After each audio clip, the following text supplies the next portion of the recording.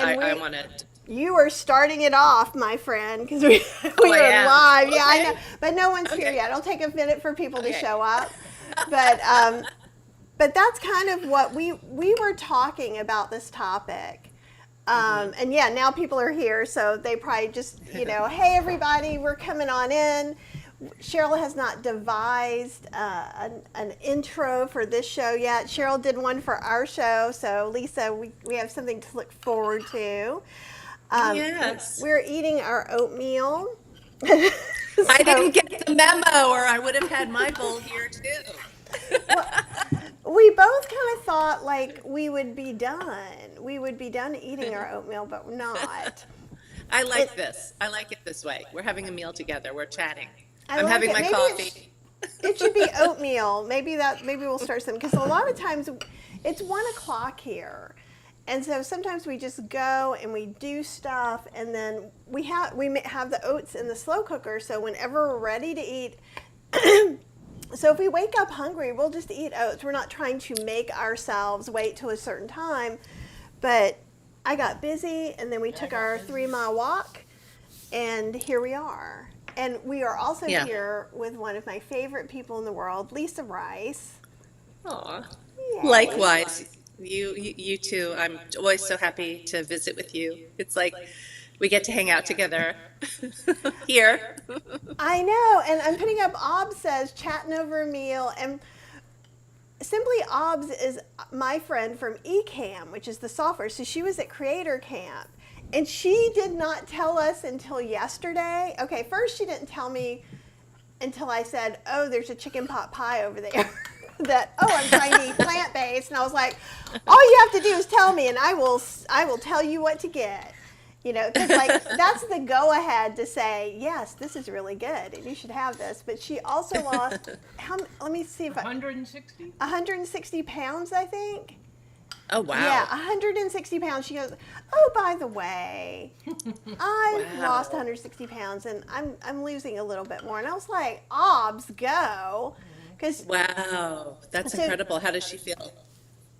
I think she feels pretty good. And Obs, you answered that question, but for the people who don't know Obs, she has a great inspirational minute-ish show every day, and she had she has a traumatic brain injury, which kind of drastically changed her life, and she's super inspirational, and she's hilarious. So like if she had lost weight or overcome something, we could care less because she's just so awesome and delightful. And she's fun sized like I am. I thought she was taller, and I was like, "Oh, you're short like me." And I got really excited, like probably overly excited. Oh, I'm so glad you Um, guys got to meet. yeah, me too. So she's been showing up, and she probably has a lot to add to this conversation. I'll say hello real quick to everyone, kind of and she does say, "I feel amazing, thanks." And she also loves the word fun sized whenever I say fun sized. I love it too. I love it too. I'm going to use that going forward from now on. Awesome. And oh, Hydran is here working on a project. She has some big secret projects. So we are talking about Ooh. how we can get her quark recipe and her Okara cream cheese out to the world. Ooh. So Okay. just be patient with us. I'm also behind on like a whole bunch of other recipes getting out into the world. So just try and think lovely thoughts to me, because the universe is like, dude, you were trying to do too much. So like I was filming something for a class. We lost power for a little bit, like a Oh minute, no. Just Oh enough to no. just mess up the recording. And then also I was like, oh, I'm going to be easy. I'm going to do this split pea soup. Let me pull out, because I have these big containers of dried goods that Yeah. supposedly are airtight, and I opened it up and there are bugs in there. So Oh. Cheryl took care of that for me so that I could like not lose my mind completely. Cheryl, can you move over this way just a little bit, yeah, I gotta please? get my little. Just, yeah, but move your seat over. So see Still the, having sound issues. well, yesterday we did an unboxing and something went wrong with the dual mic we use, but the dual mic doesn't always work when we have a guest. So we may be spending Okay. money to get that. But anyhow, Well, Cheryl, you sound good now. Earlier, before we started recording it, you sounded like distant, but now you both sound good. Can you hear me? Okay. Yeah. yeah, Yeah. she's using this mic and I'm still just using this one. Right now, the system that runs this can't have a different mic, so we may be upgrading. Yeah. So Got it. lots of lovely people are here today, and I'm not going to say hello to everything right now, but I love you all, and thank you so much for showing up. And oh, Diana, I have to say this. I subscribe to her YouTube channel, meaning OBS, and I'm also fun size, 4'11 and 3/4. See, I'm 5'1 and a half, so I like that you qualify it all like I do. You've got to share in the show notes the YouTube channel.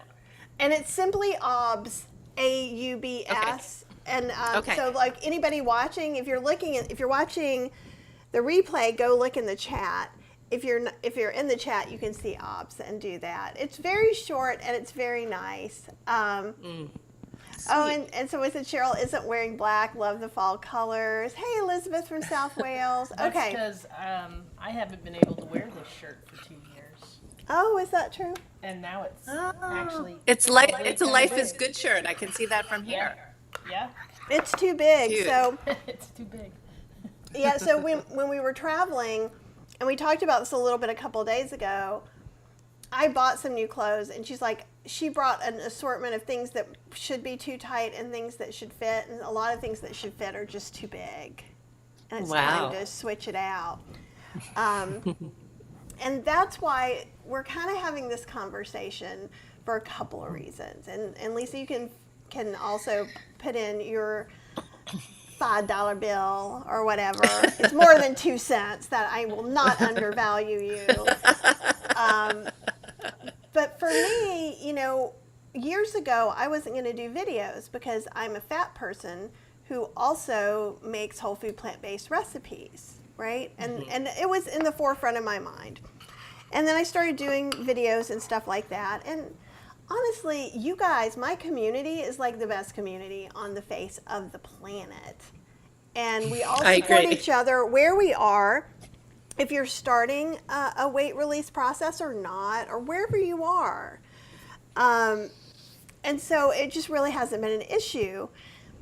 I've gotten the occasional people will Facebook message me or not use their real name like they did for plant-based dads and go, "You're not trim. I'm scared your recipes are going to make me fat." And if you're thinking that, and I just want a public service announcement for all the people who work hard and put out content, you don't have to make my recipes. You don't have to make Joey's recipes. It's okay. It's okay to make the recipes you're comfortable with, and just do that. It's also not really okay if you're not my doctor to go, well, were you eating your recipes when you gained weight? Or were you doing something, right? I'm not open for your personal analysis. And I think most people aren't. So I'm just drawing some boundaries that I really haven't drawn clearly before. However, if you're my community and you're like, I'm doing a journey kind of like you and I ate X and this happened. If I have a story to tell, I may choose to commiserate or say, yeah, we changed this, we changed that. But just realize because someone's sharing, especially recipes or how they're doing on the starch solution, like Joey with plant-based dads, that doesn't mean all of our medical records are open for view and for your review. Well, I think this is, in general, this is an important conversation to have. I'm a health coach, and it's my responsibility to have no medical information and to help people reach their goals. And it's not, it's not always about health, but most of the time it is. People come to me because I teach plant-based cooking and I promote a whole food plant-based diet and veganism. And I think it's an important conversation to have because I think that there tends to be an overemphasis on weight loss.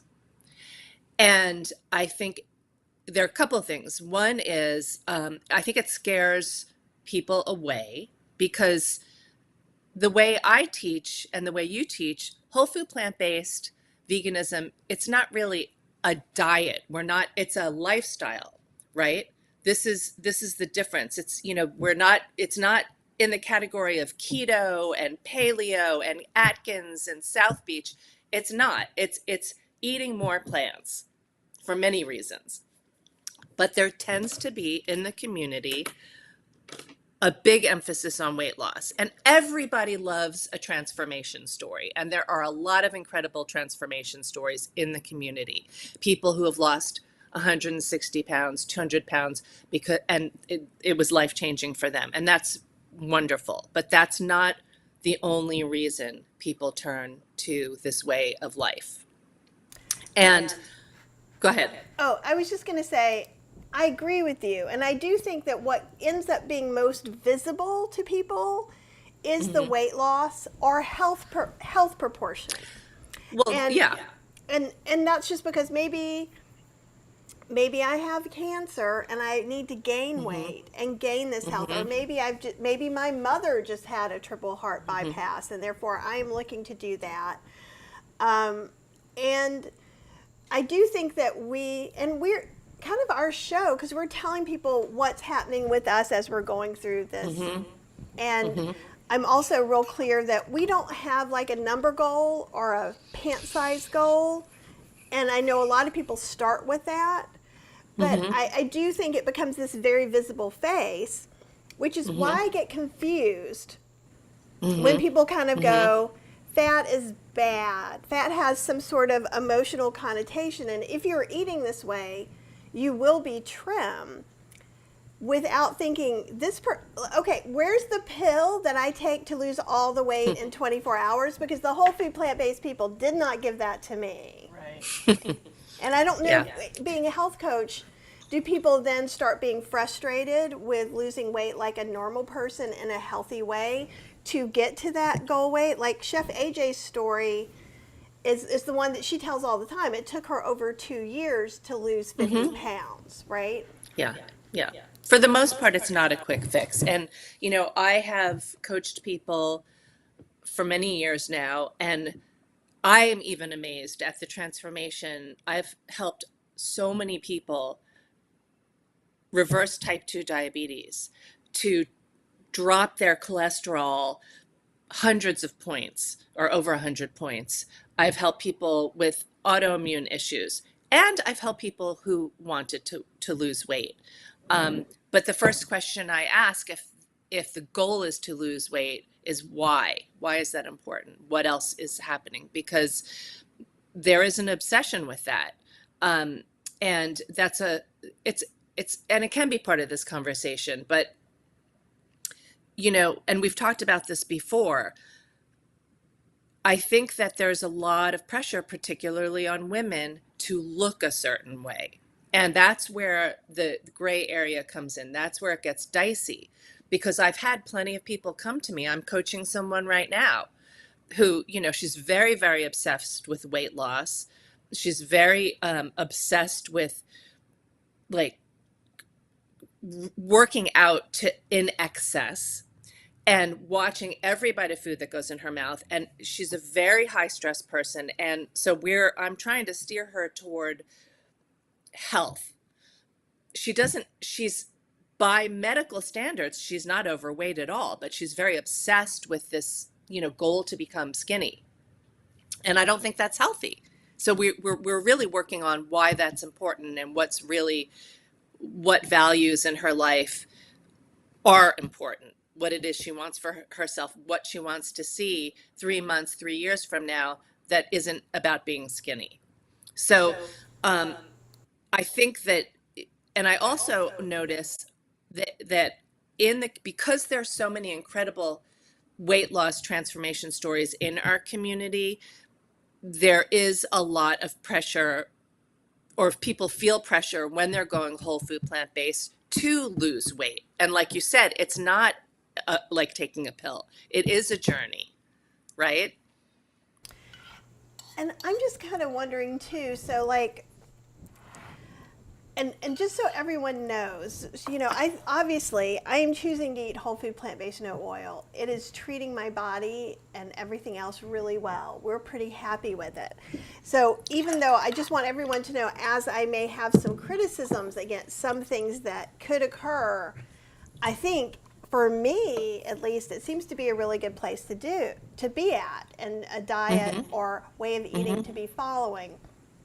But I do think when you're doing any kind of way of eating diet, it sometimes maybe your own inner workings come into play. Like, I do think that when you concentrate on diets so much, or in the word diet, body dysmorphia starts to come into play.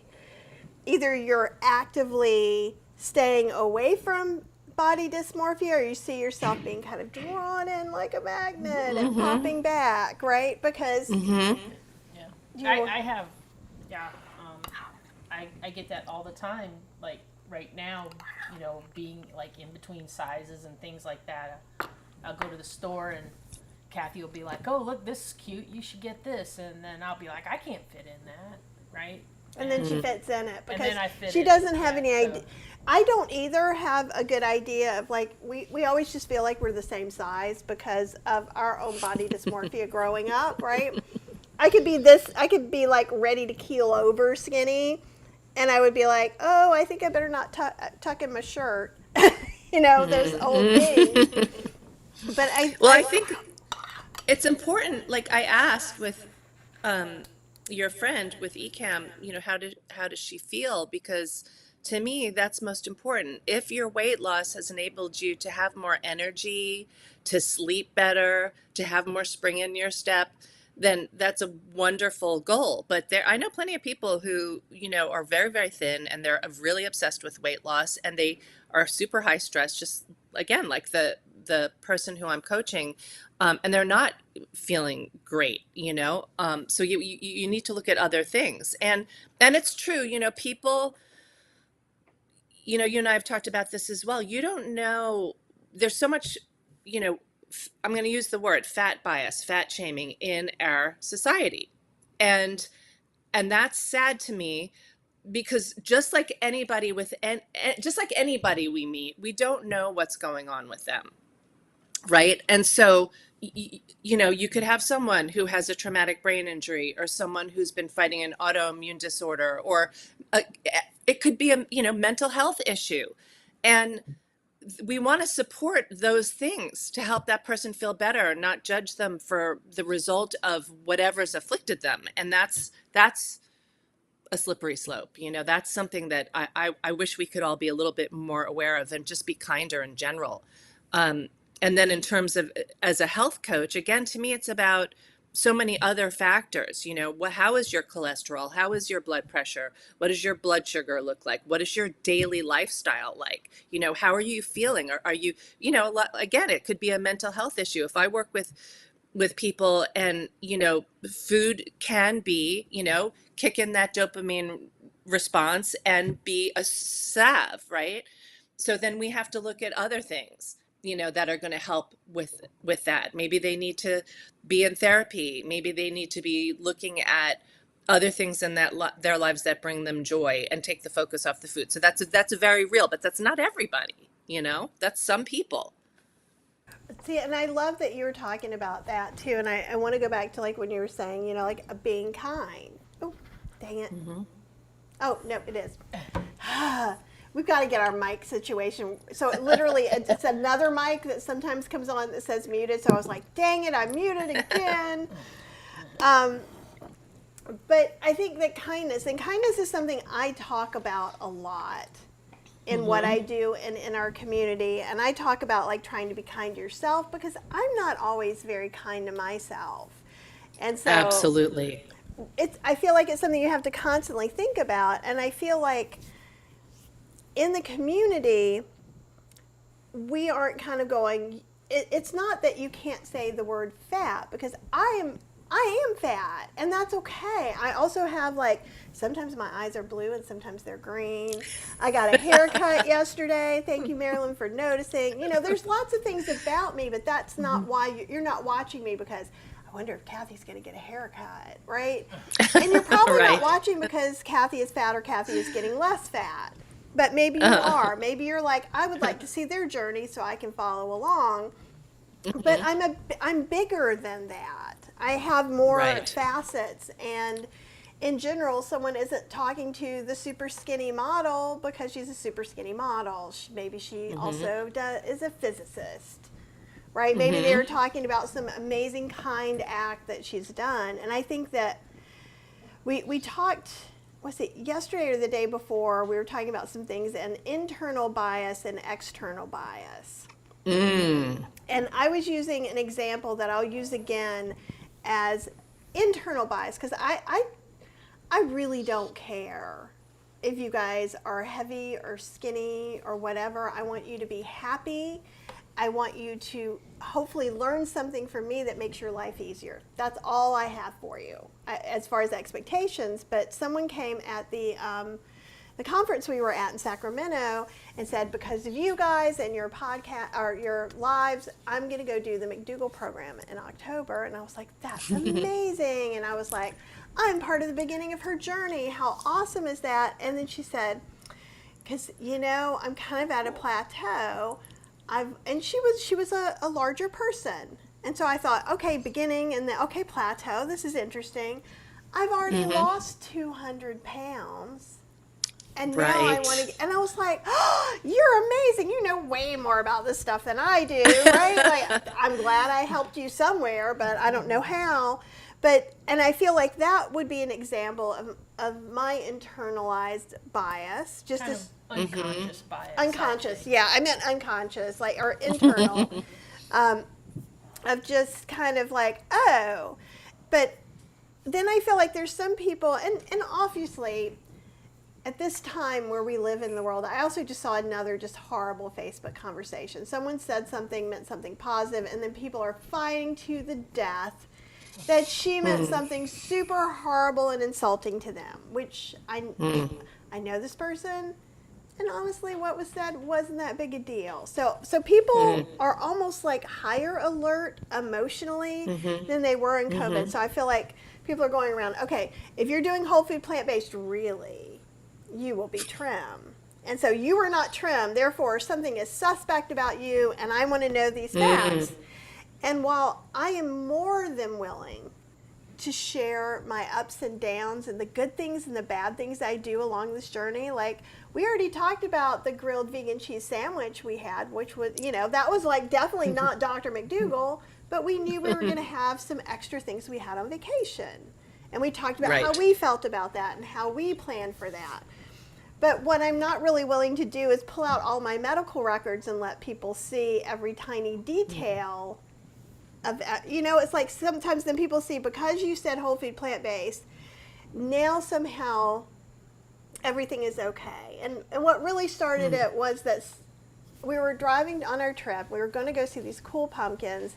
And I looked on Chef AJ because I did a whole Halloween show, y'all. There's 3 things on there. You can make your whole Halloween dinner. And so I went to see if anybody had any questions about recipe options, because I am the self-declared queen of options. So if someone can't have potatoes, we'll make turnip soup. We won't have to make potato soup. And what I saw was super insulting. So, and it wasn't too many, well, we don't know about her. Why does Chef, let's address the elephant in the room. She's obese. Why is she on Chef AJ's show?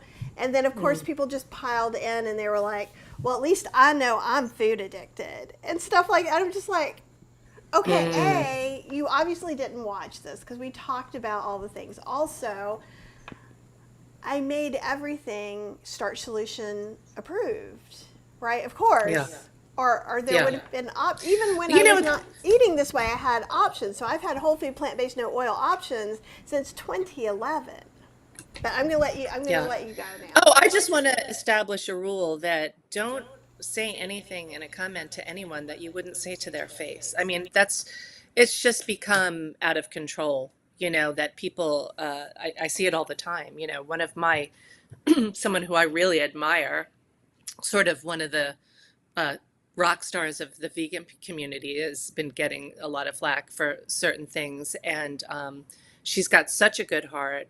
She's so well, good intended, and everything she does is helping the animals, helping the planet, helping people to learn to eat plant-based. And I'm just shocked at the response she's getting for just certain things that are so not like That's exactly the controversial. comment I'm talking about. So you've seen it. I don't want to talk about it because I Yeah, don't want to drive any more craziness her way. no. It's the But only it's just reason. like, I'm like, yeah, I'm like, you people, like, what's wrong with you? Can you not, like, this is a person who we all admire. Like, do you really think she's that kind of person? Yeah, yeah. So again, like, let's establish a rule. Like, if you're not going to say it to the person's face, or you can't have a kind, civil conversation about it, don't put it in the comments. Just don't. And don't assume whoever you're talking to is too fancy to see it. Yeah. And, Yeah. because like I think a lot of times from the way people say things, and so, of course, and again, you guys, my community, would never do that because you are like the kindness patrol. And but what I want to kind of do too is just educate that that's around, and that we may have some of these internalized things, but people are out there just kind of looking for a fight. And like in that person's comments that we were talking about, like they would not let it go. Like, and they were, I so know. whoever was said, I'm offended by this, was also offended every time anyone else spoke. And so I kind of felt Yeah. like this with the shift, Just store it, just cascade. it piles Yeah. on. So then you see, oh, that person said the thing that I was having as a quiet thought. I'm going to say something too. And I know Apple's here, and I was going to write down the name, and I didn't have Jessamine Jessamine Stanley. Stanley. Thank you. I always get her name mixed up. She's amazing. I don't know if you know her, Lisa. She's not in our community, so she is a person of size and a person of color and a person who curses, who teaches yoga. And she's amazing. And she has been on magazine covers and everything else. And so she came out with these stickers that say that are great. Fat people do awesome things. Yeah. And I think Um, people misunderstand that saying that is not the same thing as saying being fat is good for your health. Right. No. Let her go. No, I think that's there. I listened to an interview on Rich Roll with a woman runner. Her name is, I just looked it up because I had forgotten her name, Myrna Valerio. And she is a Black woman, and she's a big woman, and she runs like ultra marathons. And it's a great interview if you have a chance to look for it. She may have been on more than once, but she's been in like Runner's World magazine, and her whole thing is that she's does these incredible things, and she doesn't look how you'd expect her to look, and she gets the same kind of feedback that we're talking about, which is really unfair because she's an incredible woman, and but not your stereotype, right? um but what was my point? My point is that getting back to the comments, yeah, it's easy to hide when you're not face to face with someone. um and that's something that I wish would change.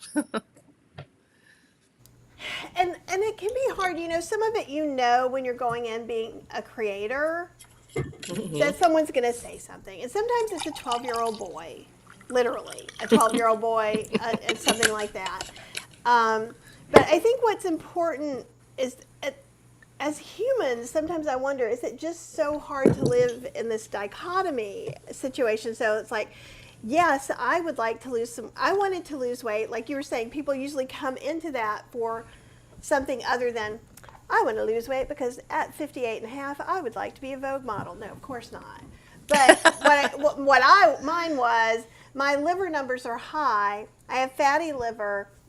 The easiest and pretty much only way to fix that is to lose some weight, which is a lot better than them to tell me to take 20 pills, or if I don't do something, a liver transplant was going to be an only option.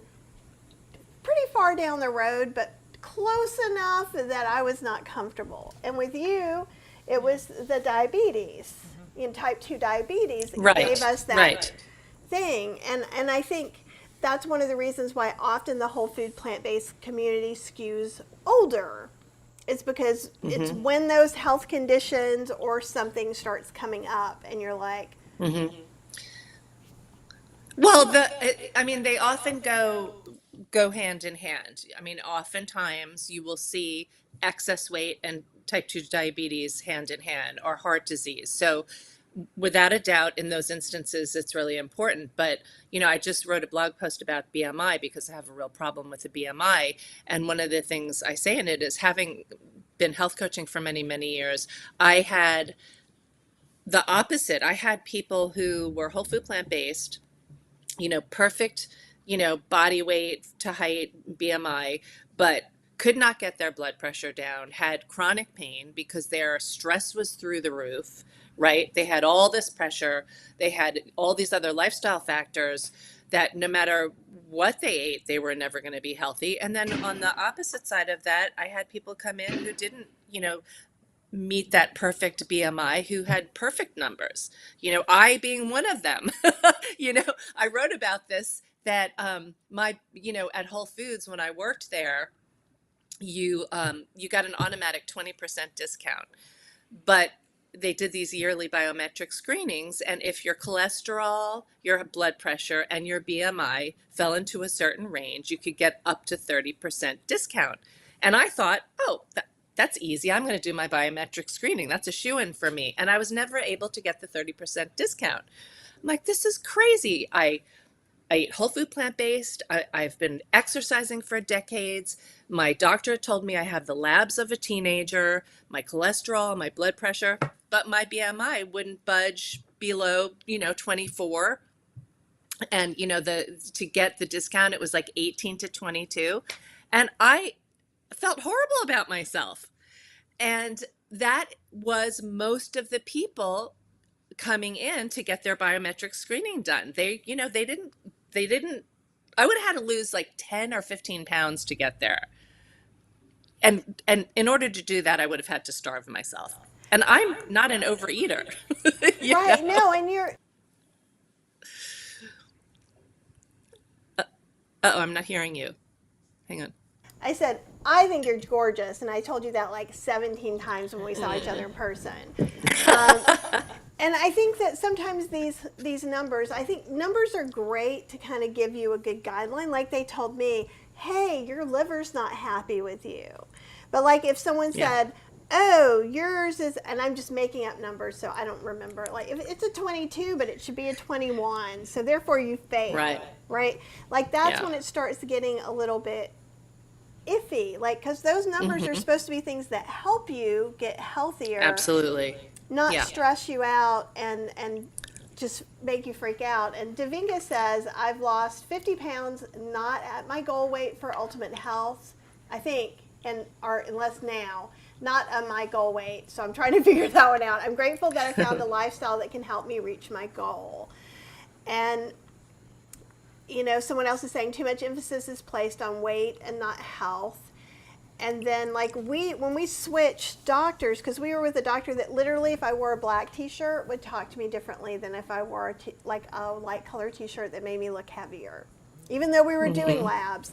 And if you are afraid of going to someplace that says healthy at any weight, if you're afraid that they're just going to be like, you've got diabetes and high blood pressure, you're great, we still love you. No, it's not like that. They do labs. They do labs and they talk to you about the numbers, and you don't have to get on the scale unless you want to.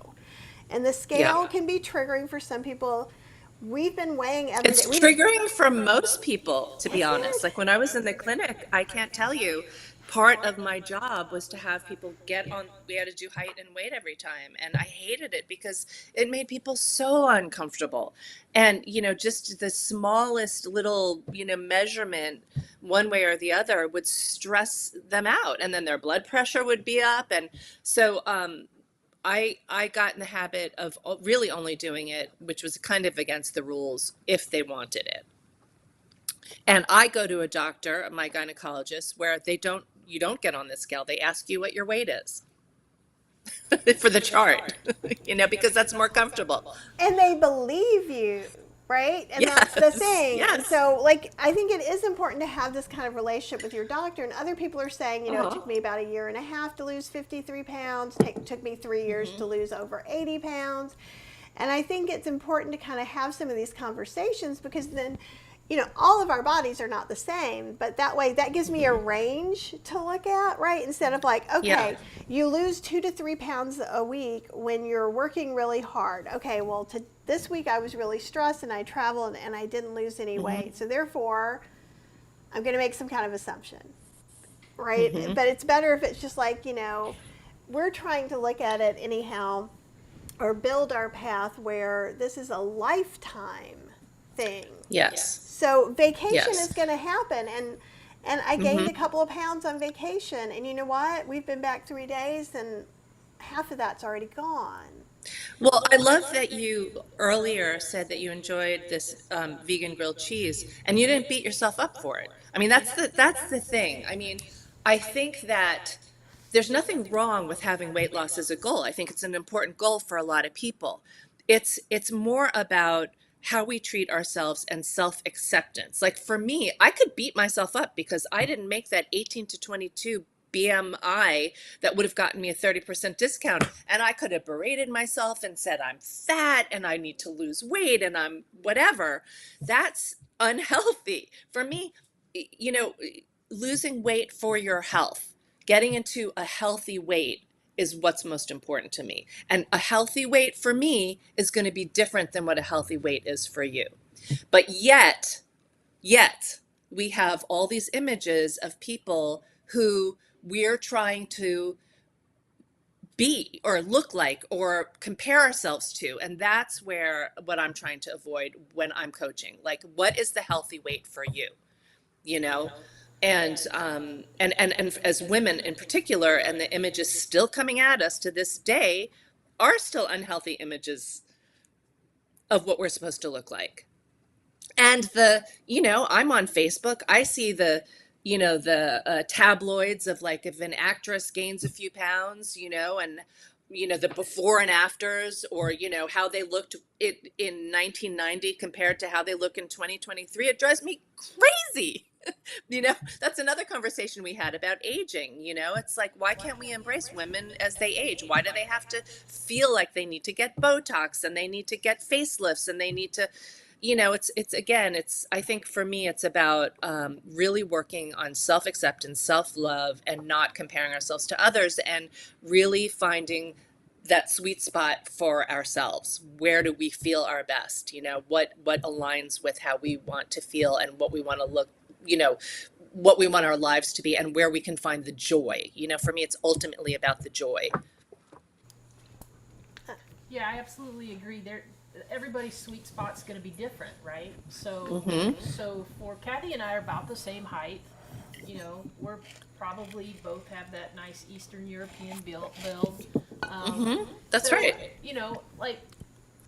But our sweet spots aren't going to be the same.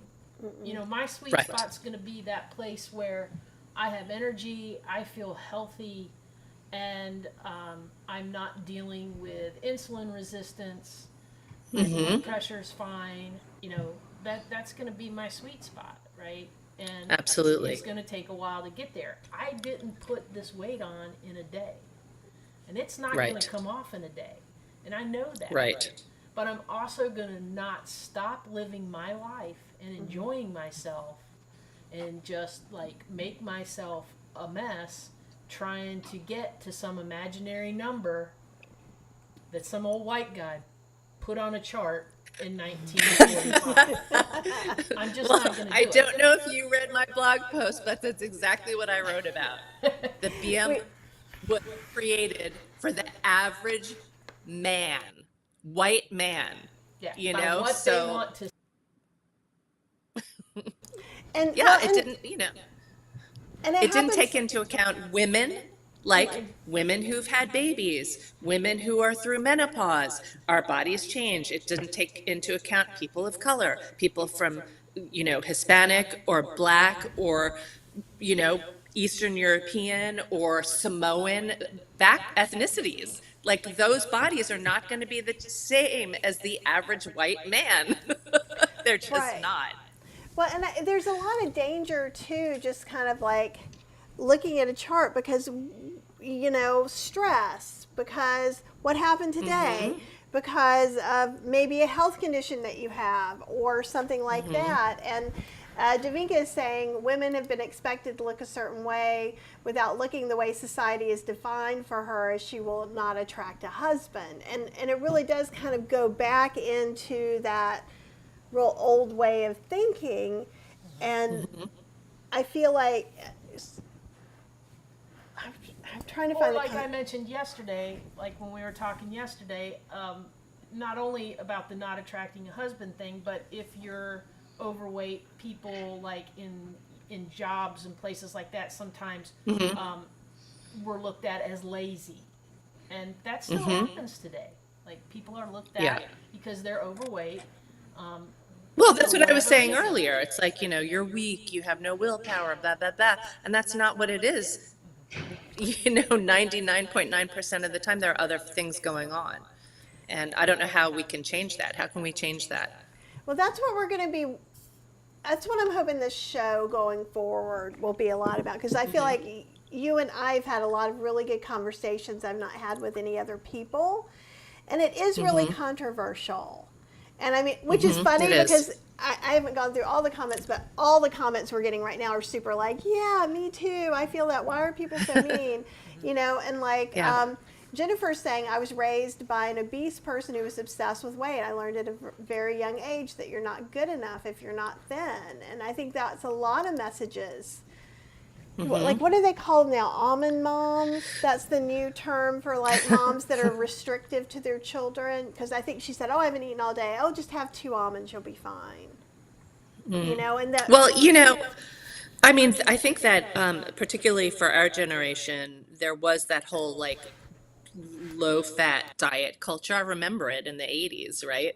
The late 70s, early 80s, when like all these diet foods were being pushed at us, and, you know, uh, sweet and low and low fat milk and blah, blah, blah. And I do have friends whose parents actually, and even my husband, his mom would buy him. He was a teen, he was a big kid, and his mom would buy him these little 100-calorie snack packs because she was worried about him gaining weight. So it was very much part of the culture back then, But I do want to share that, when I was a kid, and I wrote about this a little bit in my latest post, is that I was very, very skinny, and I wasn't trying to be skinny. I was very highly active. A lot of it had to do with my genes. My father was from the Philippines. He was a little man. My mom was very just fine boned. She still is. And I didn't think about it, but I got called things like skinny and bones and all that. And then though, and I always, and I never really had to struggle with it. I never thought about it. I really took it for granted that that's just never occurred to me that that was a thing. And then after, I had my son when I was 40, and shortly thereafter started going through menopause, and my body changed. And you know what? People treated me differently. Like I put on weight. I packed on, my boobs never went back down after breastfeeding my son. My waist never shrunk down to that, skinny bones girl that everybody knew. And an experience I've had, there was about 8 years ago, I was going through a very, very, very stressful time. I've never been unhappier in my life. And I probably lost about 10 pounds because I had so much stress, so much anxiety, so much sadness. And people, I had friends close to me saying, oh, you look great. And that's so hard. It's so hard. And I'm like, oh. And so I'm so conscious now of not commenting on how people look when I speak to them, because I'm like, whoa. And I said to my friend, I said, wow, I've never felt worse in my life. Well, and Jane is saying, and I kind of want to bring this up too, it's a double-edged sword. If you get healthy and lose weight, you will start to be health shamed. Chef AJ is shamed for her weight loss all the time, and I agree. And so what I want to be real clear is this conversation is not about fat people can be good, everybody else doesn't matter. Basically, it's like in the whole food plant-based community, fat is villainized more than thin. in the outside world, often thin is villainized as much as being overweight. And so I think when you, depending on which community you're moving back and forth from, Yeah, so Well, like, I don't do didn't know either that. of them. I didn't know that about Chef AJ, and that's just, yeah, that's just as bad There's as shaming somebody.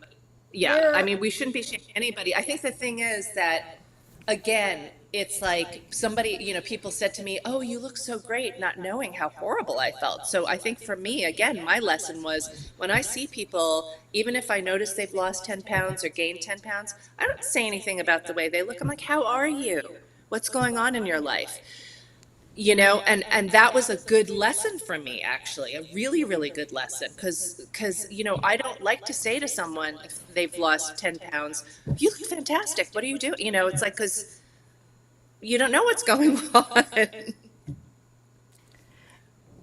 yeah, it's just like, you know, my mom is come over here.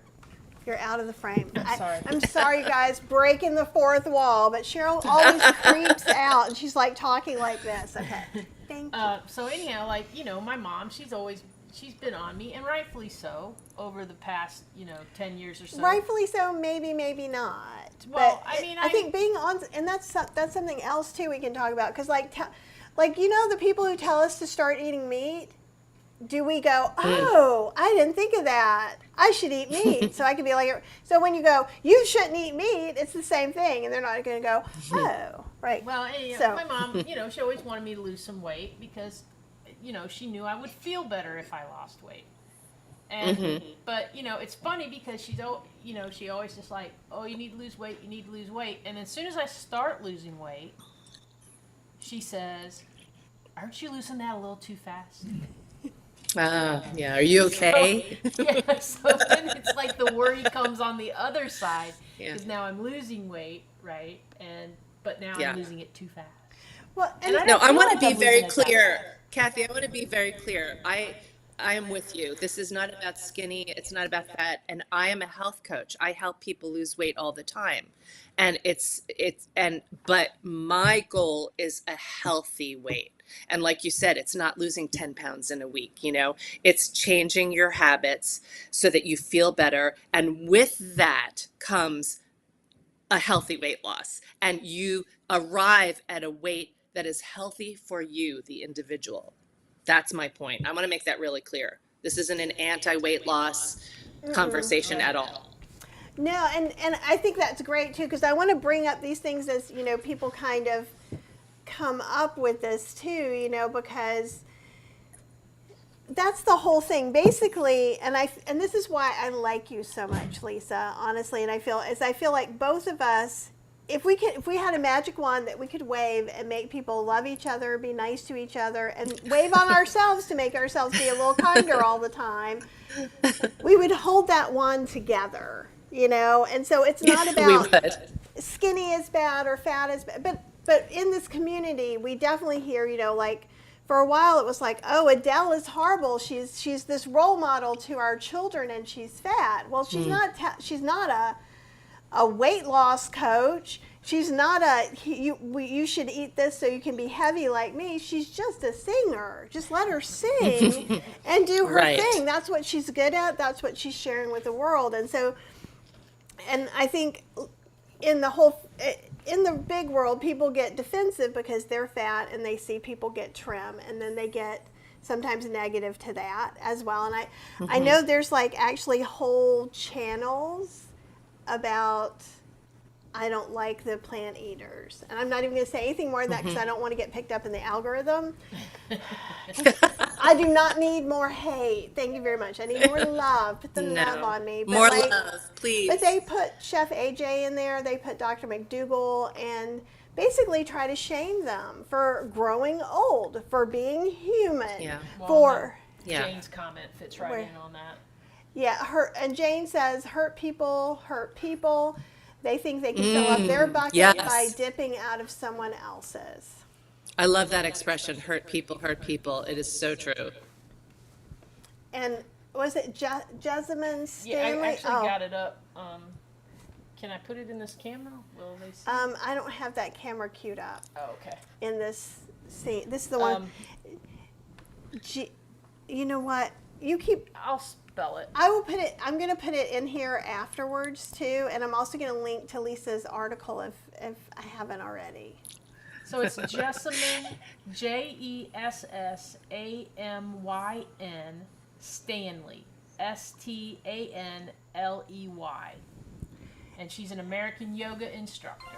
And she used to be from Durham. She lives somewhere else, but like she's been on the cover of multiple national magazines, and she does all this stuff. So what were you going to say before?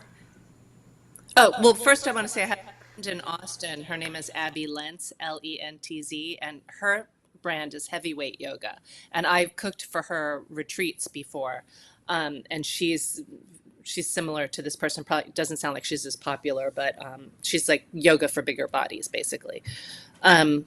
But no, what I wanted to say is that I think that my concern is that the impression of a whole food plant-based diet is this you have to be skinny, and I do see what I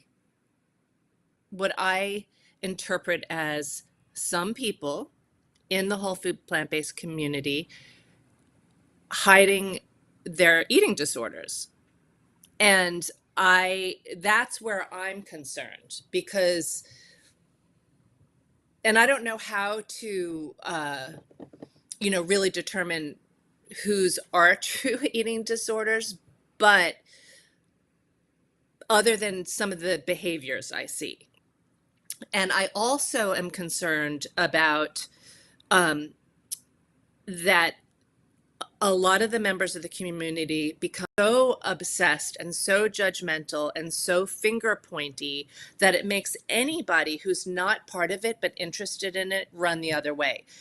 That's going to be too hard. I can't do that. That's too strict, you know? Or I don't look like that. I can't do that. So that's where, we have to find a place where what we're promoting is a lifestyle. It's available to everyone. And it's not just about weight loss.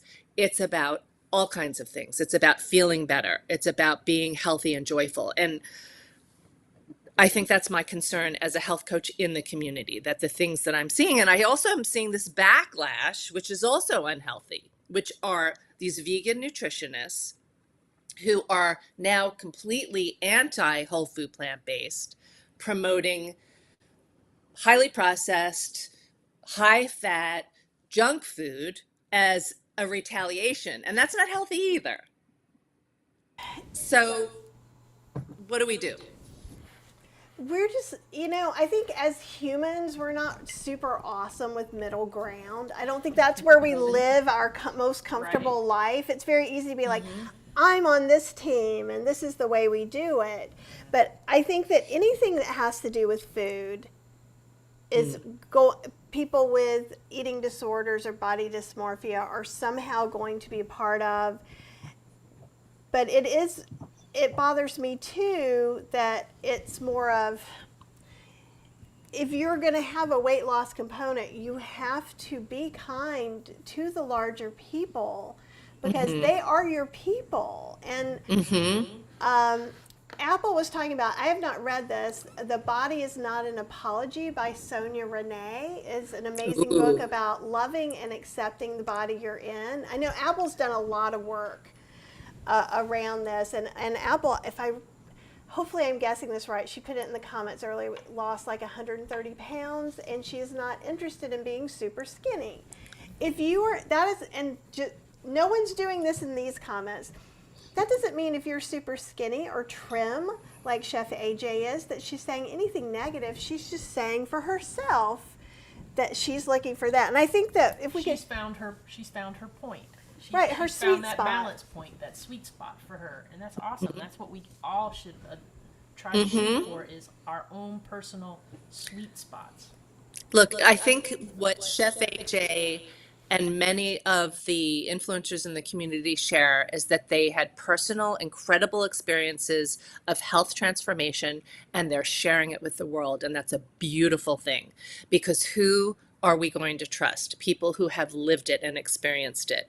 You know, I have lots of friends in the community. Adam Sudd is a great example of someone who changed his life. You know, he was morbidly obese, he was addicted to Adderall, he was hoarder, he was miserably unhappy, and he went, you know, followed Rip Esselstyn and the Engine 2 diet, and he completely changed his life. And he had a short period of time where he was a little bit of a finger pointer. I worked with him, and Adam, if you're watching this, I'll be happy to have the discussion with you because you know, but now he's on this other side where he sees the importance of like the self-love, you know, and he really promotes the self-love. And I think that for me, that's something I've had to work on really, really hard in my life, is self-love and accepting myself for the way I am.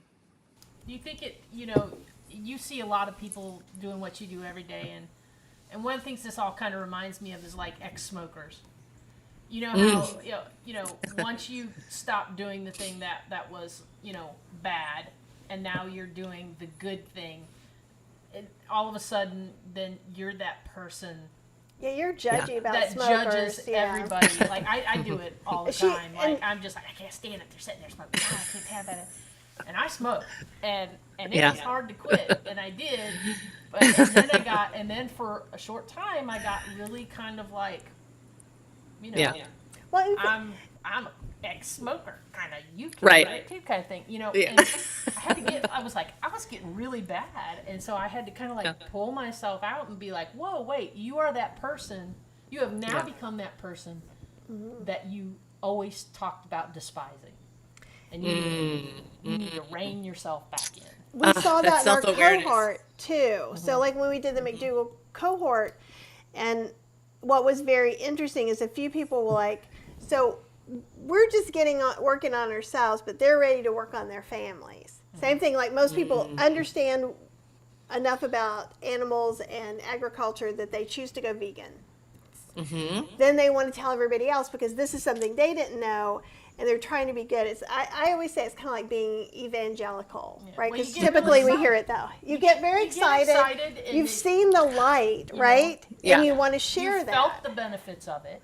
But nobody, I don't think anybody, or if there is, a very small percentage of people's minds are actually changed by that, because most of us know something like that. Like, I was pretty sure I was going to be vegetarian 2 years before I became vegetarian. I became vegetarian in 1983 at 18. And if you look now, if I look back, I'm like, oh, that started when I was 10. I see where that started. And I think that we just think that, oh, well, now that I know, and we're trying to be such helpers. And sometimes being helpers is not very helpful, right? Like, I'm going to help you be a better person. And then usually that means that maybe I have some work to do.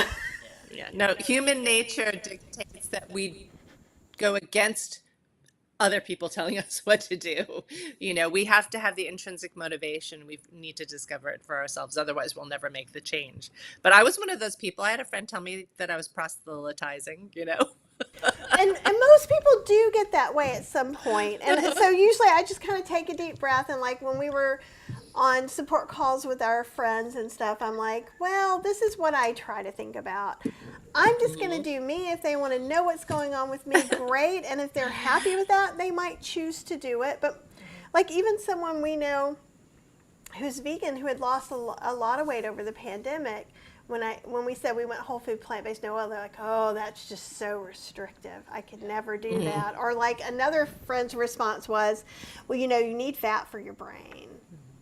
And these are vegans even already. So I'm just like, you were not the battle I expected to fight. And then I went, you know, you should do whatever makes you, if that's what your dietitian told you to do, then you go right ahead.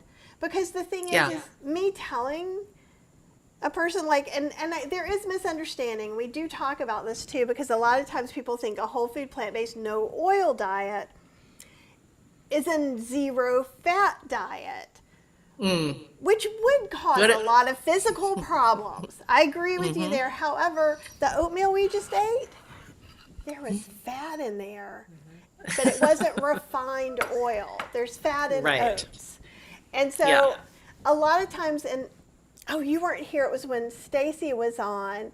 Someone else was going, well, I looked up Japanese sweet potatoes and there's this many grams of sugar in those versus the grams of sugar in a regular sweet potato. Should I not eat them? Was the question. And it's like, eat the sweet potatoes. Starch solution, right? So I think it's natural to start going into this weird minutia. Well, I don't know if it's an American thing.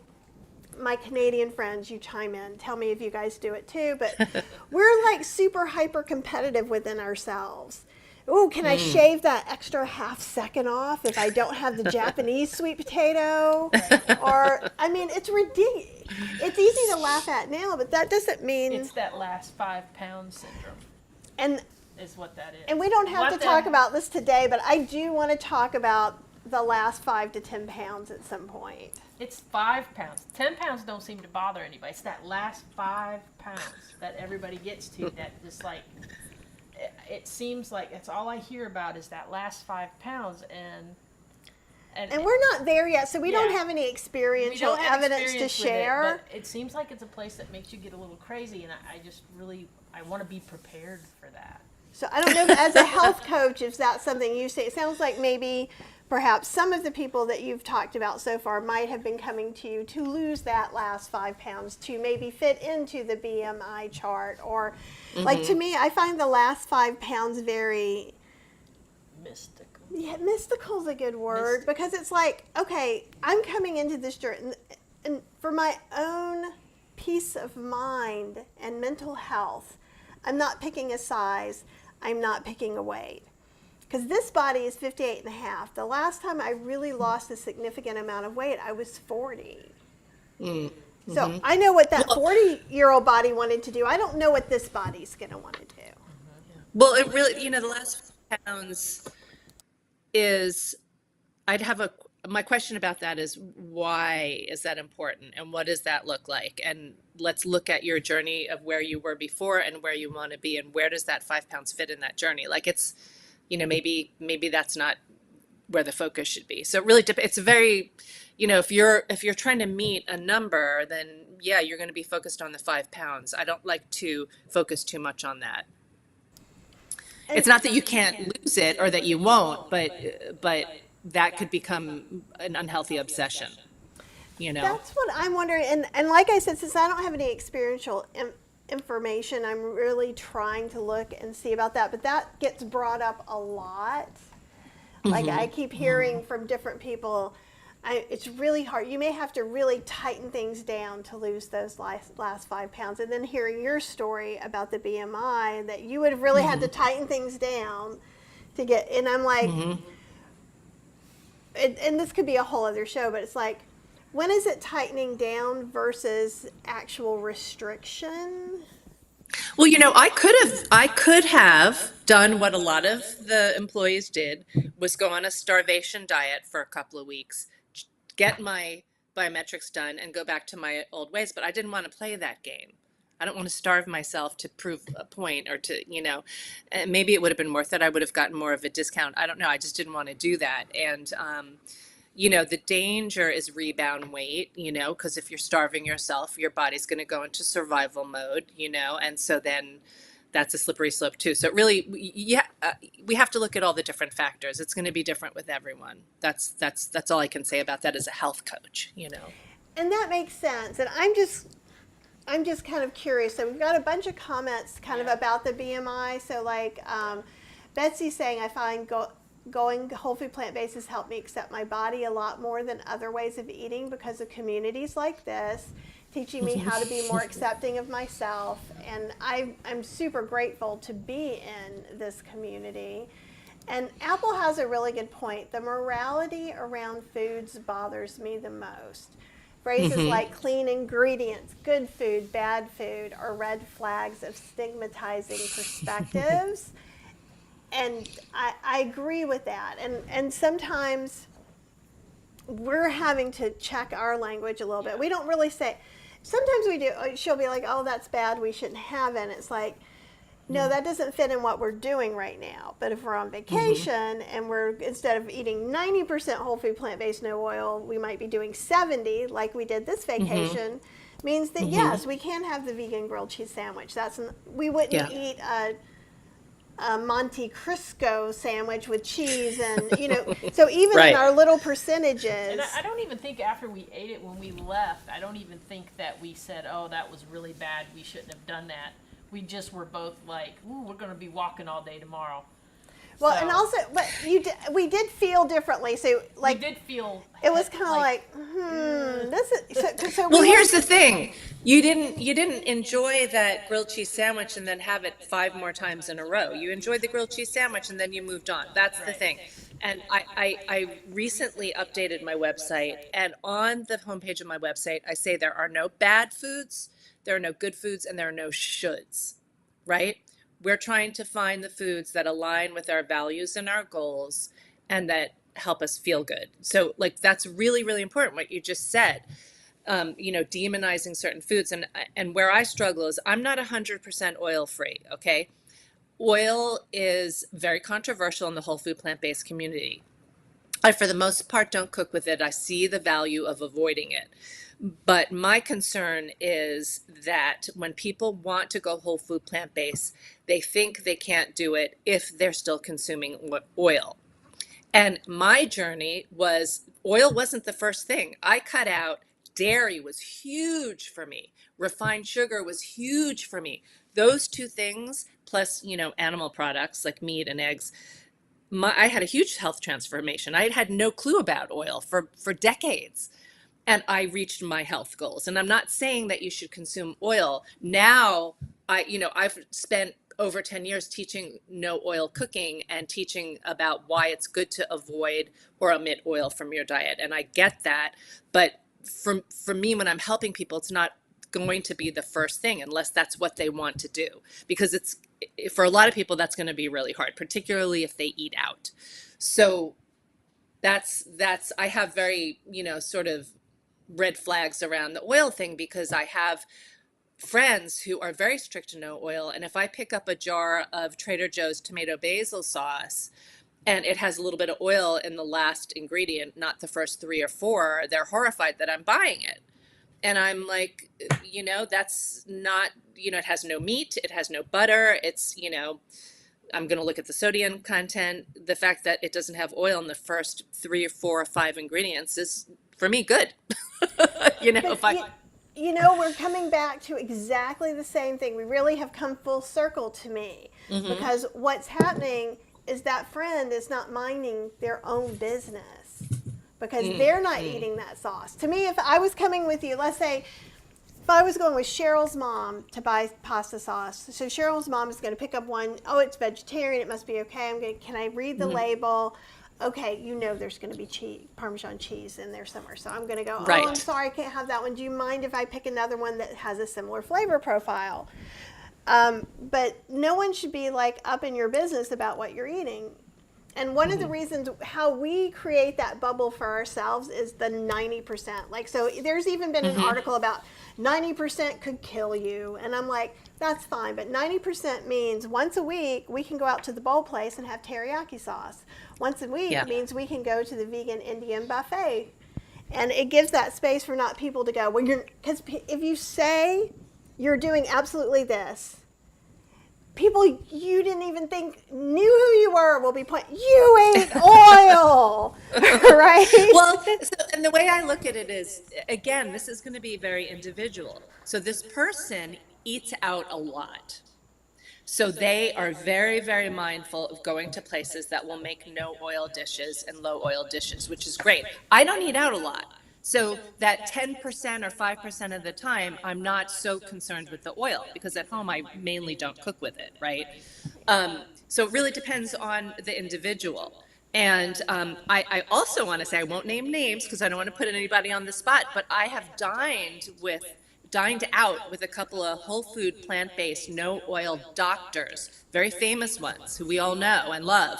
And they did not order their vegan meal oil free. And again, they weren't focused on it because, you know what? They don't eat out that much. They don't use oil at home. And so they knew it wasn't going to kill them to have a bowl of, Thai rice noodles where the tofu was cooked in oil. And, if you are someone who has had an amazing health transformation by going whole food, plant-based, no oil, which you will if you do that 100%, then yes, that's going to be important to you and it should be important to you. But also know that you won't die from heart disease if you do have a meal that has some of it in it. That's what I'm saying. And the Is only that caveat I eating ever out. put in when I'm saying that is like, if you are actively doing the Esselstyn plan and trying to avoid your triple heart bypass, do exactly what the man says, because that is the most Absolutely. strictest way, but it is exactly for one purpose.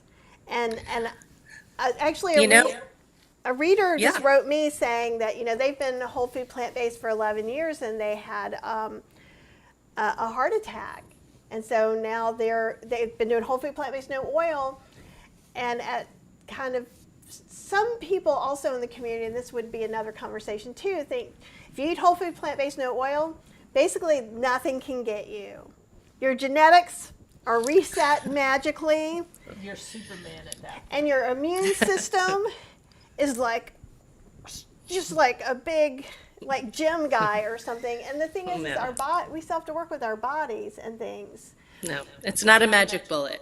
But I think I 90% of people can have a little oil. And again, it yeah. depends on their medical condition. Absolutely. And that's the thing. I have, again, working in the clinic, just it's mind blowing to see how people's lives changed, how they reverse their heart disease, their diabetes, and all kinds of chronic diseases with a whole food, plant-based, no oil diet. Dr. Esselstyn, Dr. McDougall, they are saving lives. And it's really important to listen to them. But on the other side of that is, I worked with so many patients in the clinic, working with doctors where, a small percentage of the people I worked with were able to go all in 110% and had incredible results. But more people than that weren't able to do that. So I think my point is if you aren't going to do it at all because you think you can't do it 100%, that doesn't mean you can't have success.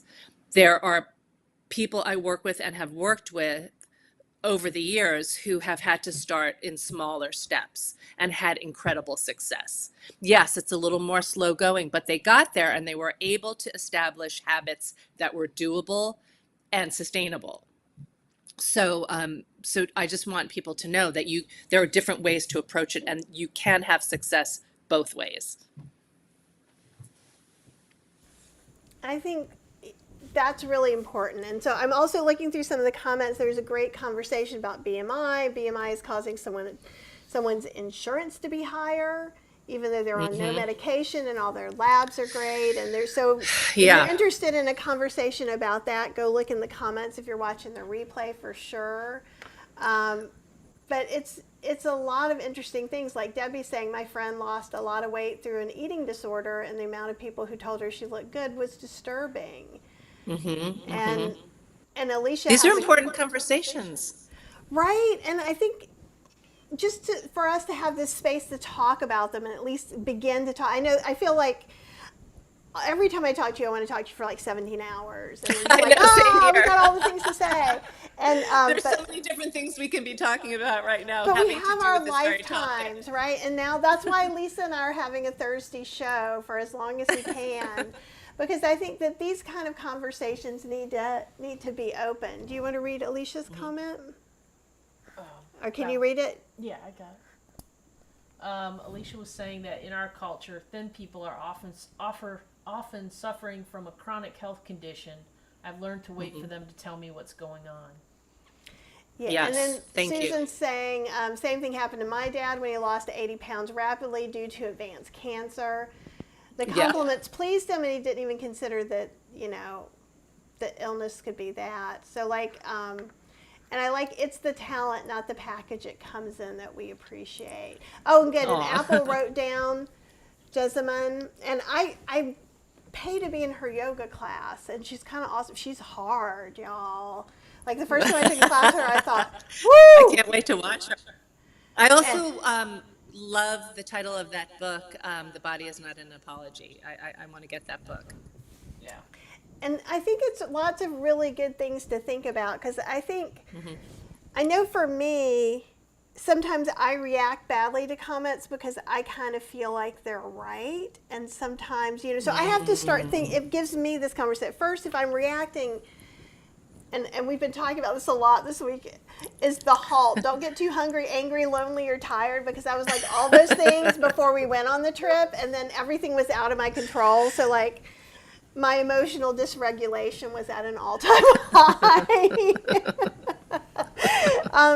But so then when I read that comment, I was not in a really, usually when I read comments, I'm just like in this good space, and I wasn't in this good space. And then I'm like, it made me think of silly thoughts again in that space. But it was like, what if I'm messing up Chef AJ's show and she's just being nice having me on there? So I called Chef AJ and I'm like, let's talk about this. And she thought it was the first time I'd ever gotten upset about a comment. And I was like, no. I just, for some reason, it hit me that if I'm messing up your show, and that upset me. Again, those were my issues. Yeah, no, she's got such a big heart, Chef AJ, God bless her. But all right, so the one thing I wanted to say was in terms of BMI, because I struggle with it. It is the medical standard. But one of the things I point out in what I wrote is that certain elite athletes would not they wouldn't qualify with a healthy BMI because of muscle mass and bone density and all those things. And the one marker that I would use in the clinic with athletes is waist circumference, because waist circumference is another measure for things like heart disease. So that is a different option, but at the same time, I wrote about in the article that still could have some, when it comes to different ethnicities and body types, that still isn't perfect, but can be helpful with someone who's concerned about heart disease instead of the BMI. I love that. And one thing Delia, get that out, says change takes a lot of time. Sometimes you want to give up. And she's saying this is very helpful. And I think that's one of the things why I want to have some of these conversations, because I'm fat and I'm in the whole food plant-based community. I think sometimes people take that as some kind of, like, they love to see the before and after pictures. But it's like no one really thinks about the in-between or how long. And we had a lot of people in here in the comments or in the chat talking about how long it took them to lose a major part of their weight. And nobody got that magic pill. It wasn't just me, like I thought it was. Yeah, and you've got to be careful because, sudden weight loss, no matter how you're doing it, may feel good, but it's not usually not sustainable. It's not realistic, and the rebound weight is always going to be a factor there. You're much more likely to keep the weight off if you lose it slowly. You don't want to lose more than a pound a week, honestly. It's going to be less sustainable. So you have to be willing to be in it to commit to it for a longer period of time, knowing that it will last. Because remember, you're creating new habits, right? When you go on a crash diet or you take a diet pill, you're not changing anything. You're just losing weight, right? But what we're talking about is habit changing, and that takes time. It really does. And so I'm just seeing a lot of people, like Apple's talking about her ancestry and how that she's not going to be willowy thin. And then Video 1,000 Nights lost 60 pounds from the heaviest and is still kind of gaining and losing the same last 10 pounds. And that can be really hard and frustrating too. And so, but yeah. I like what you said too about, like, you're just kind of, I like thinking of it like a lifestyle instead of a diet. Because sometimes I will slip up and use the word diet when I really mean way of eating. because we're kind of Yes. trained to do that. But it's like one of the reasons Cheryl and I chose to have this 90 to 95% number is because that's maintainable for the rest of our lives for us. And we know us. We know Yeah. that, it is unrealistic for us to say we're not going to have some indulgences on vacation and that we're not going to go out to eat or have dinner with friends once in a while. I mean, that's just Right. unrealistic. Right. So to put those unrealistic expectations on us from the get-go was just signing us up for failure. So we dealt with Right. that. That's smart. And it's Well, black and or I white wrote- thinking. I wrote the nutrition chapter for Dr. Lederman and Dr. Pulde's book, Wellness to Wonderful. And one of the questions I pose in it is when you're eating, ask yourself why. Are you eating because you're hungry? Are you eating because you're bored? Are you eating because you're sad? It's good to identify because we want to be eating when we're hungry and not eating when we're not. Where we need to start treating our food as fuel. That doesn't mean we can't go out and enjoy, a meal with friends. That's really, really important. Community and joy and, especially for me. I mean, I love food. I love to eat, but, but but when you're, for your day to day, it's important too, because a lot of people are eating for other reasons and that's not healthy. So I think it's important to remember that. Those are all really, really good things too. And Cheryl was saying, so many people here an inspiration to me. I don't feel like I'm on this journey all alone. And that's why the community is here. And Apple kind of chimed in, to different people. And that's one of the things that's really important to me is to build this warm, wonderful community that we can still challenge each other and we can still help each other get better and get out of comfort zones. But to create a space where you get to come in as you are and not be judged. And probably the only time you'll get judged is if you start being nasty. Then we'll be like, you have to put the nice hat on. That's when you'll get the teacher look. But that happens so rarely. And I love, Facebook user says, I try to be an example, not trying to convince people of what to do. The old saying, you can catch more flies with honey, is at work here. And just know, like Lisa said, and I said, I mean, every human being at some moment in their life is really finding something that has changed it for them, whatever that is, and they want to share it with you. And then eventually you realize, oh, that was not a nice way of sharing, and then you back off, right? And so be kind to yourself about it, and as kind as you can with other people kind of crossing those boundaries, but keep your boundaries up too. It's okay to have good, healthy batteries and boundaries. I do love Doug Lyle's Getting Along Without Going Along, where he has good strategies for when you're out and you're eating this way, and you're going to have people who automatically get defensive, start justifying their food or making fun of your food. And he has really great strategies for how to handle that, things to say. Like, I don't know if it's going to work. I'm just trying it out. And little things like that are very helpful so that you don't have to feel different from everyone else you're out dining with, or the holidays are coming up. That's very triggering for a lot of people to begin with. And then all of a sudden you're going to your cousin's, Thanksgiving dinner, and you're bringing a whole food plant-based dish, and you got to be prepared.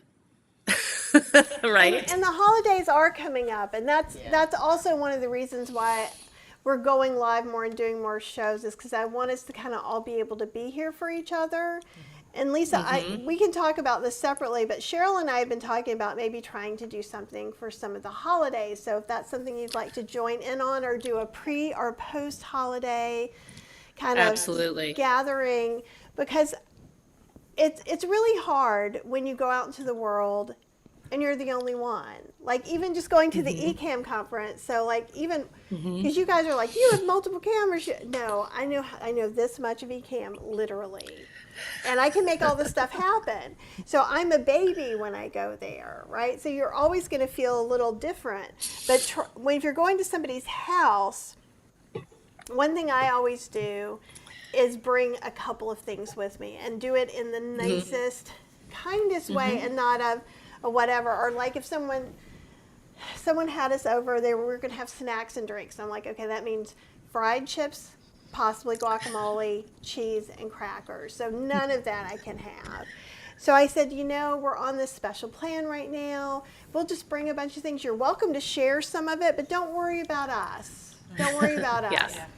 And I have lots of strategies for that, and I would love to get on a live with you for holiday strategies around coping with eating whole food plant-based in an environment that may not support that. There's lots of ways to do that, and that's one of them for sure. Bringing your own and sharing it with everyone, and bringing things that everyone else will love. The omnivores are going to taste it. That's what I always do. I go to my sister-in-law's during Thanksgiving and Christmas. I bring a delicious lentil pate, or I brought one year. I made like a chicken and dumpling kind of dish that was no chicken, and everybody loved it. So there are lots of strategies. well, and I love that, and I would love to do that with you, because then. And maybe we'll even see if anybody else wants to come on. Maybe Dr. Steph. I don't know if you know Dr. Stephanie Peacock, because I love her too. I know you're going to love her. Great. And so it would be really interesting to get a few different ideas on things, because I think what happens in the holidays is it's easy to do if you're just going out once or twice in a quarter. But when it's like every week, now I have to negotiate this with all these different people. But just remember, have slow cooker will travel, right? I love it. And always, my only thing, if you don't watch any of these other things, is always make way more than just for you. Yeah. Because Absolutely. Get your bowl first. Yeah, because they're Get that bowl first. Yes. And I know it sounds I'm always greedy. happy and sad at the same time when I bring a dish and it goes and I don't get to have any, because I'm like, oh, I'm so happy everyone loved it, but oh, there's none for me. Well, it's just like when we brought those snacks to our friend's house, and we just kind of gave them advance notice that we're going to be bringing our own stuff because we're doing our special thing right now, and they were like, oh, okay, that's cool. And then when we get there, they eat all our stuff. They didn't even eat any of their stuff. They didn't even bring any of their stuff out. They ate all our stuff. I brought that pumpkin ancho oat-based queso. That stuff is magic, and I would recommend it for any holiday extravaganzas. Excellent. Right, because no one turns down queso, and I'm like, we No. made air fried chips, and I'm like, if you guys have fried chips, I would recommend that you get your fried chips. But they didn't get their fried chips out. They ate our chips. They had those are the ones we had shipped from California. Yeah, those were expensive chips. That's so funny because I make my own baked chips, and recently I met some girlfriends for happy hour, and we went to this Mexican place in Austin that's got like a James Beard nomination or whatever, and I brought my baked chips, and they all ate my baked chips. But I was like, okay, I'm gonna just let them have the baked chips, because I put a little lime on them, some garlic, I season them up. They kind of taste like Doritos, right? But they're baked, they're not fried, and I like to bring them with me because otherwise I will eat the entire basket and more of the fried chips on the table. Chips are dangerous, and they're definitely a trigger for me because they're just, it's so yummy, the crunch feeling. They're so good. It's not the oil, yes. it's the crunch. Dipped in the salsa and the guacamole and the vegan queso. I mean, I could eat my weight in it. So whenever possible, I try to bring my own. Every once in a while, I don't have them, and I'll eat some of the chips on the table, but I'll also order a side of soft corn tortillas and try to have that as well, so that I'm not eating too many of the fried chips. But it's so easy to make the baked chips at home. But my point is that my girlfriends ate all my baked chips. And they will do, it'll be whatever you think they will. We even brought to a bunch Right. of meat eaters. I made a soy curl dish, like teriyaki soy curls or something, because they were going to have food. Once they try, because I thought they'd be like, ooh, that looks like meat and it's not meat, which usually grosses meat eaters out. And they tried them and they're like, these are delicious. Yeah. And Diana says she found a no oil pasta sauce at Aldi's. I think we have some of that. in I the think cabinet, Cheryl actually. found it. Yeah. At where? Where did you find it? Aldi's. Oh, at Aldi's. That's fantastic.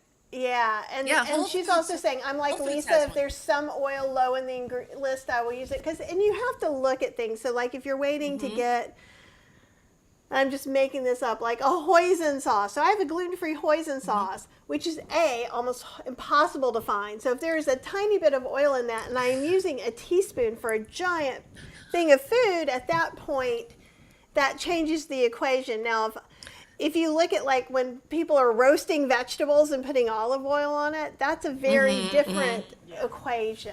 When you go someplace. Well, and when you start to avoid it and cut it out, you really do notice when there's oil. Like Yes. if I go out to eat and something's, most of the time I won't ask for oil free, and then I regret not asking them to at least go easy on the oil because then I can't eat the dish. It's just smothered in oil and it's terrible. And it almost has like It coats the top of your mouth. it's a strange flavor too. But I ate some roasted potatoes on a buffet that we had because I was like, I had salad, like salad for 2 days, and there was salad for me for dinner. So I was like, wow, give me all the potatoes. And I could still tell, like, it was still a lovely potato, but it would have been nicer without the oil. Yeah, Right. yeah. You do get more sensitive, just like you do. I mean, when you stop eating animal products and you're served something in a restaurant, I know, like every once in a while, I'll go to an Asian restaurant and I could tell the tofu was cooked with pork and I can't eat it. So I always, I mean, especially the fried tofu, which, I don't personally sub the fried tofu for the steamed tofu if I'm at a Vietnamese restaurant because I don't eat at them that often. But I always make sure it isn't cooked in the fryer with the meat. And I try to avoid fried food. But, the interesting thing about tofu, I did a couple Thai cooking classes with a Thai restaurant owner in Austin who I really like. Her food is fantastic. Her recipes are fantastic. And she pointed out that with tofu, it's so full of water that when it's fried, it actually repels the oil. So the outside, it actually doesn't absorb the oil. So you're really just getting a little oil on the outside for what that's worth. Well, and the thing is, and I know some people have very strong feelings about shared fryers and not shared fryers, but if the oil is heated to X amount of degrees that it should be, it seals as soon as it hits that oil. So you shouldn't in general, you shouldn't be getting a lot of cross-contamination. Now, if they're scraping it on out of there and you got a pork chunk with that or something like that. Yeah. But I mean, I try to avoid fried food in general, but sometimes, like I said, in the Asian restaurants, I just let it go. Well, and I think it's good we have this conversation because I think there's two ways you can go about things. And I think, okay, when we're all first starting to do this, we're trying to really identify where oil is and where we want to make different choices. And then as you go along, you might be like, well, this is my 5% that I'll take. Maybe this can't be, like, my 5% can't be fried tortilla chips. Right. Because that is not going to work out well for me. Yeah. I mean, that genetics loads the gun and lifestyle pulls the trigger. My whole family, especially on my father's side, they ate a lot of pork. They all had heart disease. They all had high cholesterol, high blood pressure. My cousins all do. They all still eat that way. They eat a lot of pork, a lot of fried food, a lot of meat. But I stopped eating meat in 1983, same time you did, and cut out the animal. That's when I went plant-based. And I've never had any of those things. So I can afford to have some fried tofu once in a while. If I were battling high cholesterol, high blood pressure, symptoms of heart disease, I would be more strict, but I don't have to be. I have a friend who has the genetic markers for heart disease and could have had a heart attack in her 40s had she not changed her diet. Most of her numbers improved, but not all of them did. So she's very, very strict because she has to be. So again, it's about the individual. But that's such a great thing to think about, and it goes back to Apple's thing about good food and bad food, and sometimes we're calling people's traditional cultural food bad. And I try to be careful about that because, obviously, I'm pasty white, so I doubt I have any Indian background or Hispanic background in me. If I do, I welcome it. I love the cuisines. But I also feel kind of like when then I'm making it whole food, plant-based, no oil, I still try to say that it's not traditional food because it's not a traditional food. It's my idea and change of it. But just imagine if someone, or people do it all the time with the you have to eat oil. It's kind of the same thing. So they're starting this battle. So don't start that battle with other people going, well, I don't go to Mexican restaurants. Well, Mexican cuisine is about way more than what we see in our little Americanized Mexican restaurants. And that's where Absolutely. semantics kind of come into play, because like there's beautiful vegetables and like you can go to a regular place in Texas and get mole sauce over beautiful vegetables. Oh man, I love mole sauce.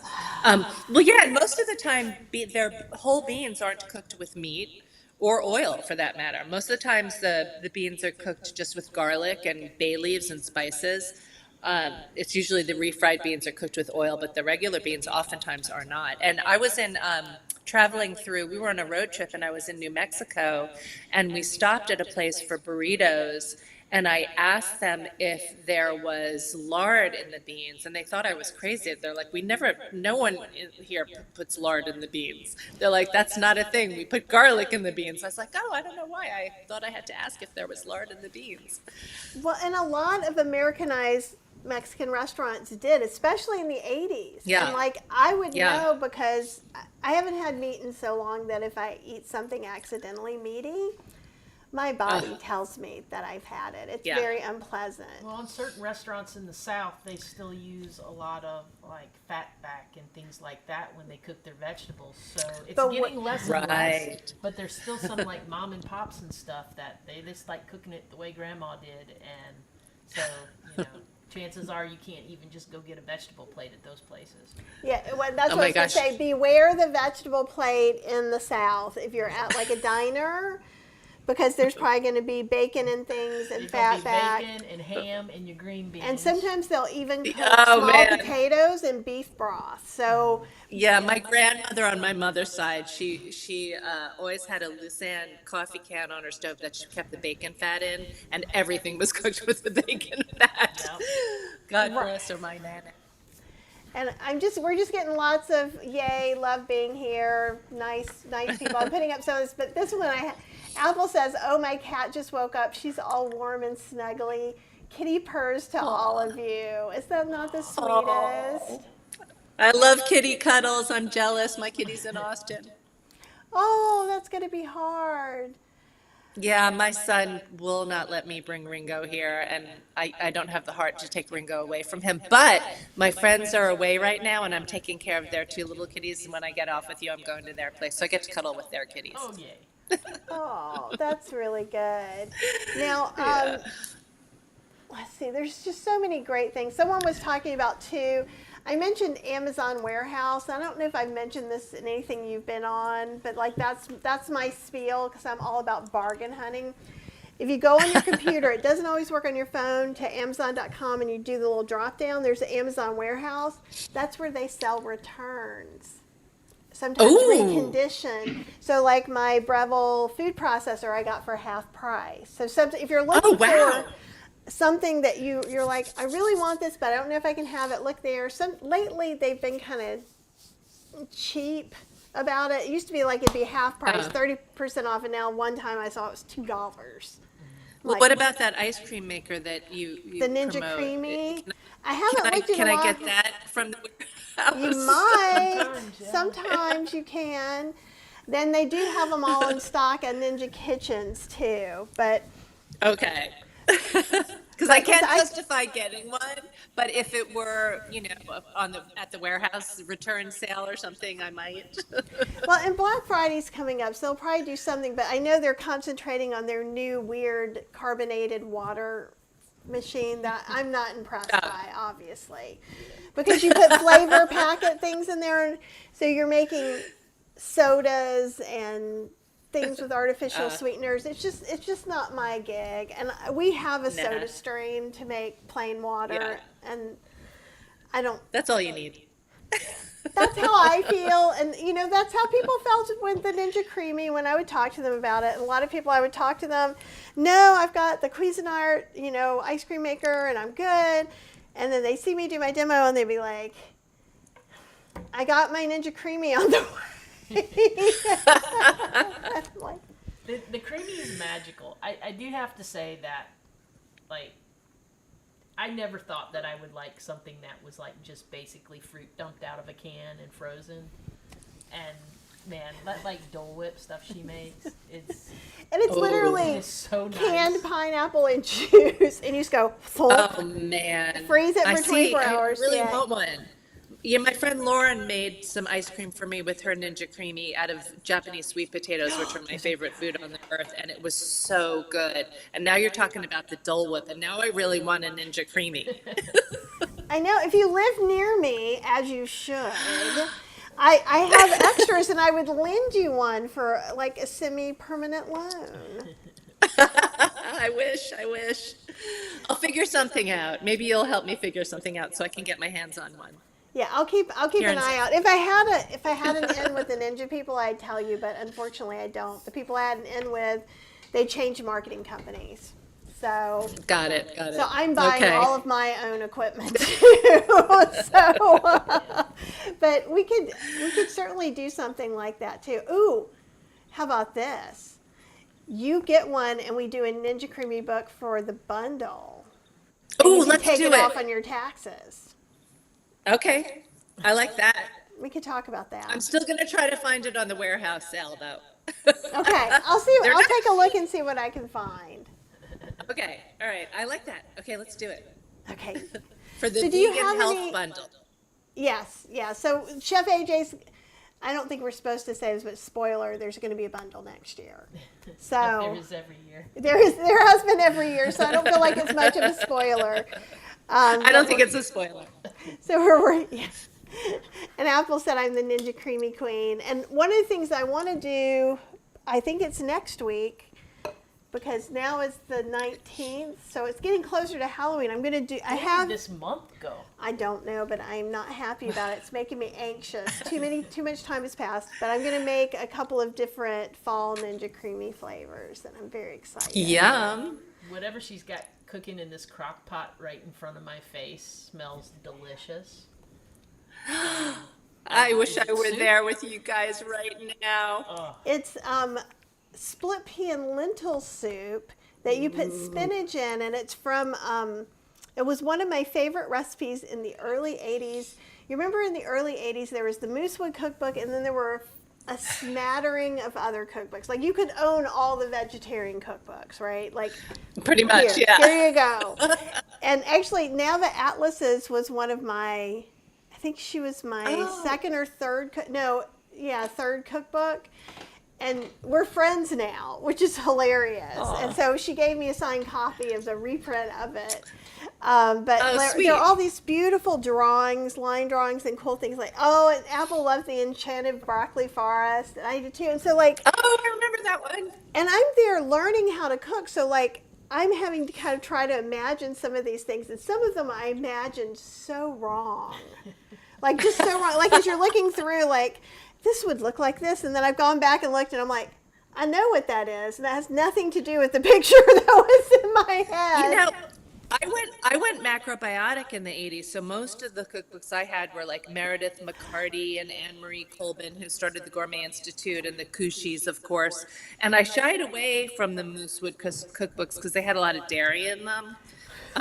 So I didn't actually cook a lot from those back in the 80s. Well, a lot is kind of an understatement. So I have one of my original copies that's like in pieces, and then one that's newer, and they've changed a lot of the recipes, which is great because the world has changed. And in fact, even since my first cookbook came out in 2010, the world has changed a lot. You know, food trends are real, but it's interesting that they started doing less fat and dairy and things, but even though I'm adopted, so I don't really know what I am, but Polish people speak to me in Polish if they see me in a Polish neighborhood. So I suspect I have some Polish in me. And I feel like because of Molly Katzen, I kind of grew up on the Slavic cuisine in my late teens, making borscht and all these like really great kosher dairy recipes and things like that. and kind of I giving learned me. to make granola from the Moosewood cookbooks. That was the first granola I ever made. Oh, that's awesome. And Alicia says Deborah Madsen's books were great, and I definitely like those too.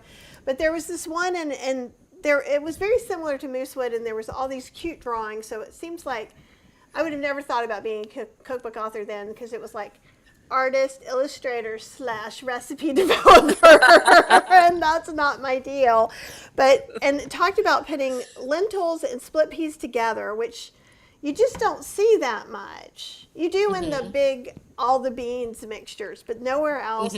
And then throwing spinach in it, and it has like tarragon, I love tarragon. marjoram, rosemary in there. So it's a So did you use green split peas and brown lentils or green lentils? Which lentils did you I use? use green split peas, just regular green split peas, and I use the regular brown cheap lentils. I love me a beluga and a French lentil, but I like to save them either for times that I want things to cook faster or Halloween. I'm like beluga lentil all Halloween. I could see the brown split peas, the green split peas and the brown lentils being nice texturally together. Because, yeah, and more of the green split peas kind of melt. It's like when you do a tadka dal, and that you think, or I thought, maybe you guys didn't, but like I grew up in the middle of nowhere in North Carolina. So to me, I think, okay, we've got all these different yellow lentils. They're going to be kind of the same. But no, some melt, some are softer, some have more toothsomeness, and that's why yellow dal is like this mystery, beautiful, grand experiment. I love a good doll. There's not much better. And for those of you who didn't see, we actually unboxed some stuff we got yesterday. So we did 2 lives yesterday because we got First Seed Foods, which now I've seen on Jill Dalton's Whole Food Plant-Based Cooking channel and in Chef AJ's newsletter. But it was the week before I saw that. It came up in Facebook. It's like, hello. Would you like some Indian food that's whole food plant-based, no oil? And we were like, yes, please.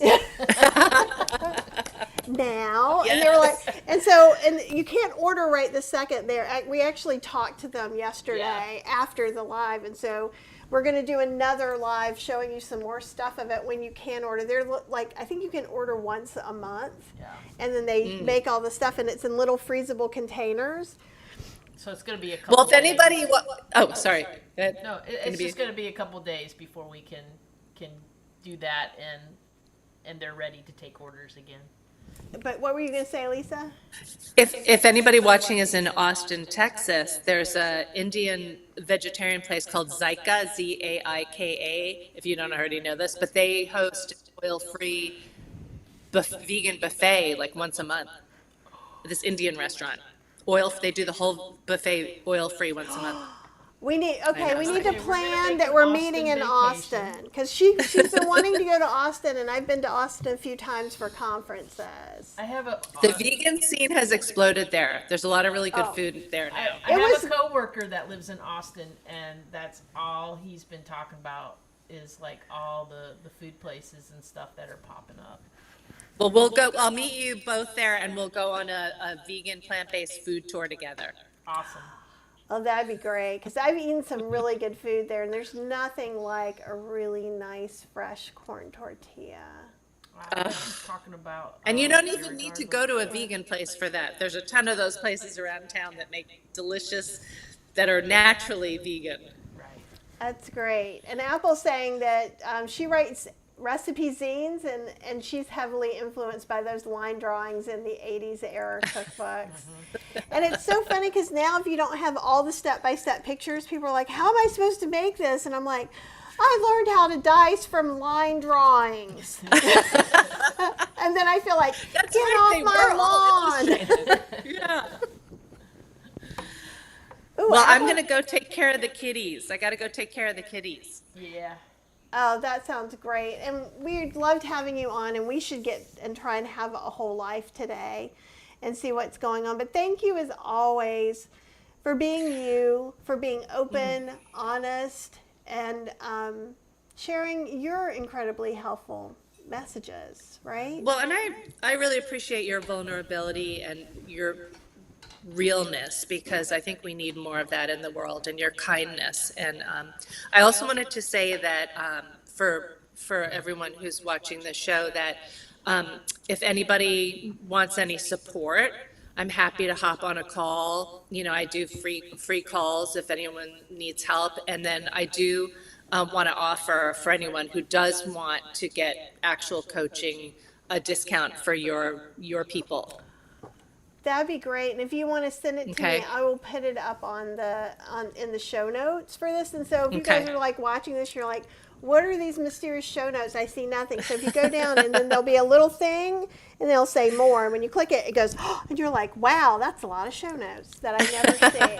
So that's where I just wanted to offer that up because you're so generous, and I love, you know, everyone's questions and feedback, and I learned so much. And so I want to be available for anybody who needs support, and make it accessible. But we have a great community, and we really appreciate that. And I'm sure they will all appreciate that as well.